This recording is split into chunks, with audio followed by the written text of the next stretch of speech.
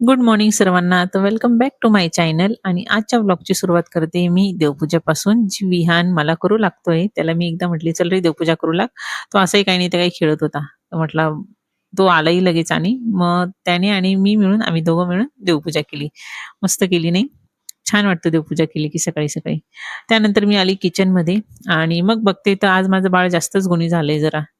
त्याला हा स्प्रे दिसला, स्प्रे बॉटल आणि मग तो नॅपकिन घेऊन असं फर्निचर वगैरे पुसत होता. म्हटलं जाऊ द्या करतोय काहीतरी, करू द्या त्याला त्याचं. आणि आज असं झालं होतं, की शाळेत नेहमीसारखी तयारी वगैरे करून आम्ही गेलो. त्यानंतर कळालं, की आज तर शाळेला सुट्टी होती. तसं मेसेज रात्री आला होता टीचरचा, पण माझं काही लक्ष नाही मोबाईलकडे आणि नेहमीसारखी तयारी वगैरे करून आम्ही स्कूलला गेलो. मग कळालं, की अरे आज तर सुट्टी होती. बिचारीची झोपही झाली नाही आणि मग काय असं काही नाही, तर काही त्याचं चालू होतं घरी आल्यावर. मग मी किचनमध्ये आली आणि रात्री ही साय काढली होती. त्याचं मी लोणी करायला घेतली होती. असंही आम्हाला खूप जास्त लागतं आणि साय जमा झाली होती. ती म्हटलं चला करून घेऊ आणि तूप संपलंही होतं. तर एकीकडे मी लोणी वगैरे माझी तयार करून झाली होती आणि मी नेहमी थंड पाणी टाकते. जेव्हाही मी तूप करायला घेते, त्याचा पटकन गोळा तयार होतो. आणि दुसरीकडे मी तूप ठेवलं होतं गरम करण्यासाठी आणि एकीकडे चाललं होतं माझी स्वयंपाकाची तयारी. त्याचीच ग्रेव्ही वगैरे करत होती. त्यानंतर मी आली हॉलमध्ये, तर याने एवढा पसारा केला होता. म्हटलं जाऊ द्या त्याला असंही खेळायला कोणी नाही, चालतंय की. तर आज आमच्याकडे मस्त असा पाऊस चालू होता. आमच्याकडे पाऊस चालू झाला ना, की खरंच खूप छान वाटतं. कारण जळगावला लवकर थंडच होत नाही जळगाव आमचं. असं एकसारखा पाऊस राहिला ना, तर मस्त वाटतं. आणि त्यानंतर जेवणं वगैरे झाली, मग झाली संध्याकाळ आणि आज आम्हाला खायचे होते हे चोको लावा केक. तर तेच मी इथे करायला घेतले होते. त्याच्यासाठी घेतले होते मी ते बिस्किट चॉकलेटचे आणि ते असे मस्त बारीक करून घेतले होते मिक्सरमध्ये. मग त्यात टाकला होता थोडासा सोडा आणि दूध. दूध लागत टाकायचं. थोडंसं असं घट्टच राहू द्यायचं आणि मग ते परत एकदा फिरवून घेतलं.